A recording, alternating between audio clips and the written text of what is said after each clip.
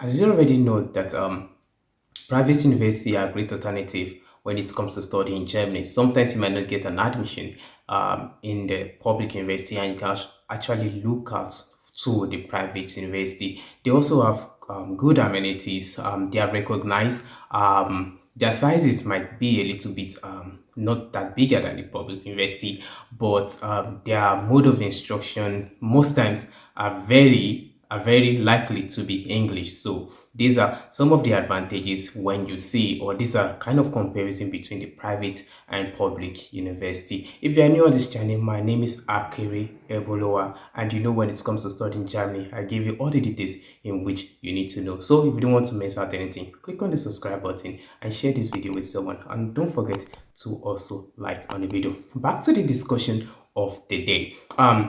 Private university, as you might have seen on the title of this video, which says admission requirements when applying for a private university in Germany. I'm going to be putting this into two, for the undergraduate program and also for the master's program, undergraduate, that is your BSc program. So what are the admission requirements? What are those things needed when you are applying for BSc program in a private university in Germany? Of course, you should know that your number one thing is going to be your certificate for qualifying certificate of class 12, that you've actually completed your high school.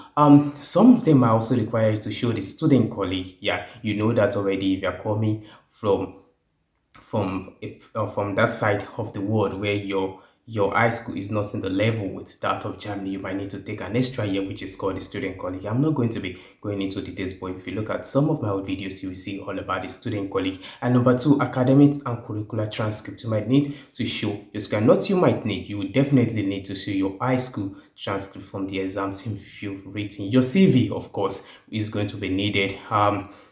If this school program, the program you are want to apply for in this private school is in English, then you might actually need to show a test of English, your IELTS or TOEFL, if you are from a country where English is not your first language. Your age proof, you need to show definitely how old you are. Of course, you will need your passport, your international passport, and of course, your entrance exam may be required for private school. Most times it's not always the case. Most times some of the private school, they really don't need you to write an exam before applying for their program. So that is all for the undergraduate program. The BSc program, I said your passport is going to be needed, age proof, IELTS, your CV, your curriculum vitae, certificates, your qualifying certificate from class 12 exam. So what about when it comes to the master's program? That is your master's level program. What are those things needed? Of course, if you've actually completed your BSc program, you know that you need to show a certificate of your bachelor program. Yeah, because you're applying for masters, right? You will need to show a certificate of your master's program. Your transcript is also needed, as you know already. Your student CV and resume, you need to show your CV and resume if your program is in English, and if you are from a country which your language is not your first language, is not English, then you might need to show you might need to present a test of English, that is either your IELTS or your TOEFL. Your statement of purpose, SOP. This is where you have to highlight everything that motivates you while you are applying for the programs, your purpose, those things that drives you. This is where you try to convince the school that you are actually qualified for them to admit you in their school. This is where you just try to sell yourself. This is where you try to sell yourself. So if you are writing this SOP, I must say that you really have to be the top of your game. You really have to show that you are really capable. So when writing your SOP, I advise that you really take note of it. It's just like an essay, yeah. It's just like a motivation letter. So these things are really going to be needed. So you really need to show the university this thing. Your letter of recommendation, of course, letter of recommendation.